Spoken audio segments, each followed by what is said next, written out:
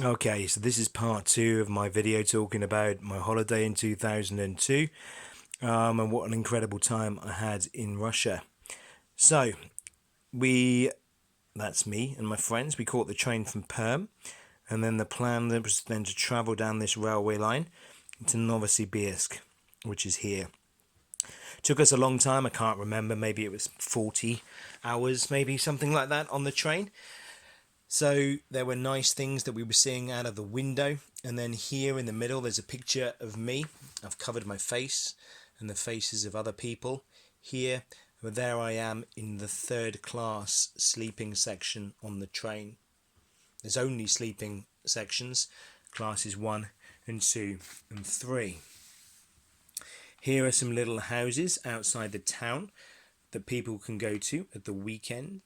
One of those houses is called a dacha, like mökki in Finnish.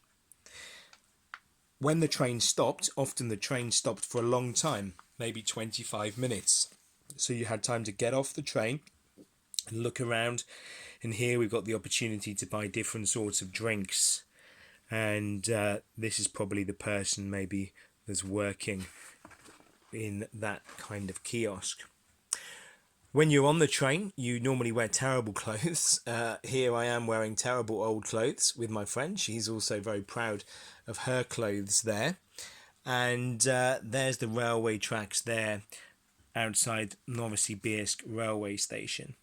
The railway stations in Russia are often very, very big. And yeah, that is not an exception. Novosibirsk is sometimes called the third largest town in Russia. Sometimes it's difficult, they don't quite count them in the same way. That's Novosibirsk then, with the statue of Lenin, but we decided to go outside of Novosibirsk to a little town called Akademgaradok. It's a great name, Akademgaradok, and we went there and we were really pleased to be there. In this photograph I'm just smiling so wide because we've heard of this place. It was a nerd town, a town totally full of nerds, and we enjoyed being there.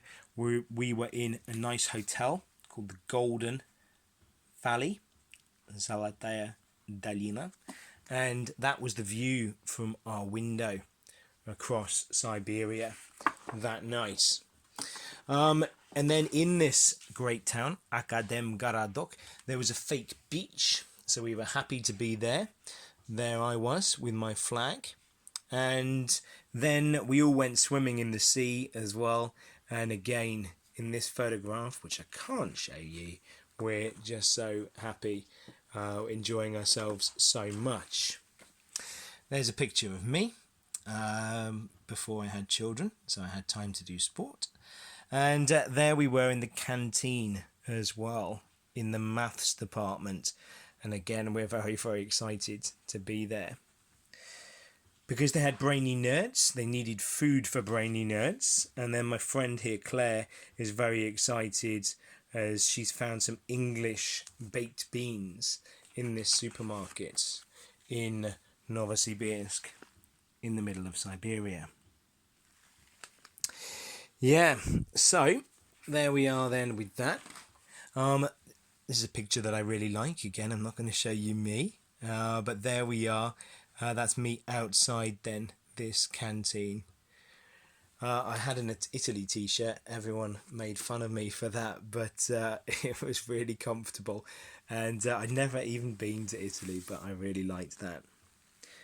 So next then, we had to get the tickets then to take us from there. It looks like this journey was about 30 hours. And then that took us up on the railway from here up this way to that place there on the north of Lake Baikal. So that was 30 hours. We had a disaster though, because the train, I think, was 17 hours late. I think it was 17 hours, if I remember. Unbelievably late. Yeah, no, I didn't enjoy that at all. Yeah, so there we are. We went through Siberia.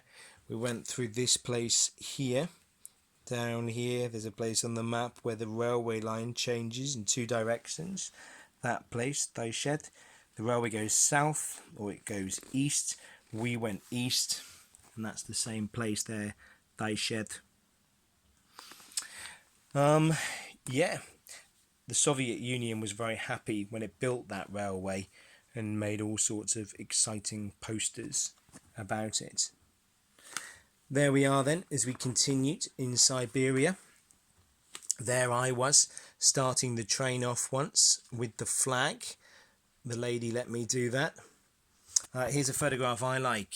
There were no digital cameras really then, but I liked that photograph, nighttime at a railway station as we continued our journey. There's a picture there.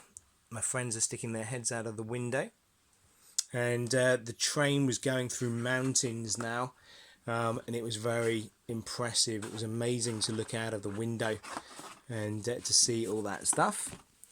There we go there we go. Children were playing in the corridors, which was really nice, and these guys must be like 25 now. And there I was as I looked out of the door, and I was worried that that boy would fall out.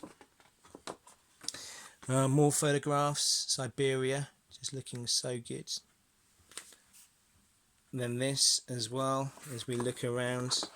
And then, yeah, there we are again, just amazing scenery. And when you're on a train for 36 hours, you've got nothing else to do. There we are then when we reached our destination. We were so excited to be there. We stayed in this place.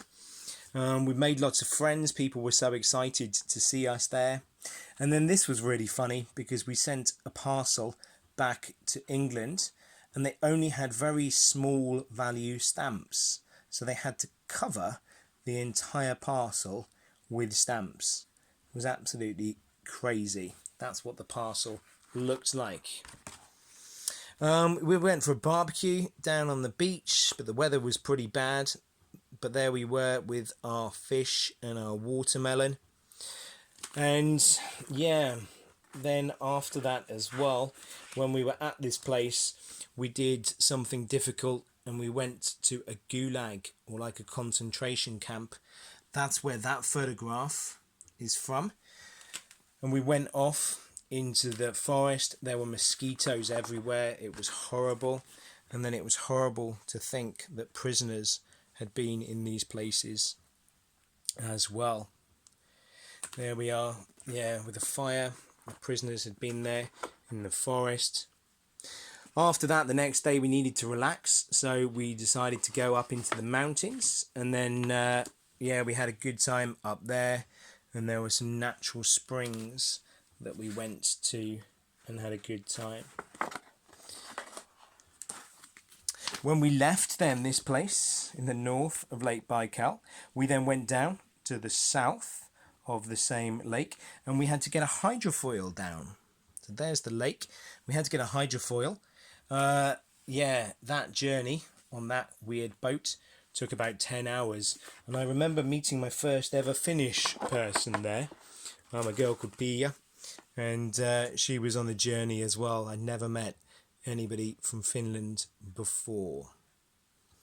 So we enjoyed going down the lake, and yeah, and then we finally got to the bottom of the lake.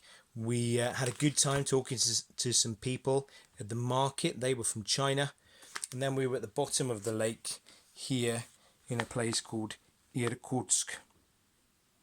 That's the end of the second video. This is a listening comprehension, so if you find my story really boring, that doesn't matter, because the main thing is practicing the English. And then hopefully this video as well shows you just how cool languages are and what opportunities they give you. Alright, there's probably one more left of these videos. The last part will probably be shorter. Alright, take care. Good luck answering the questions.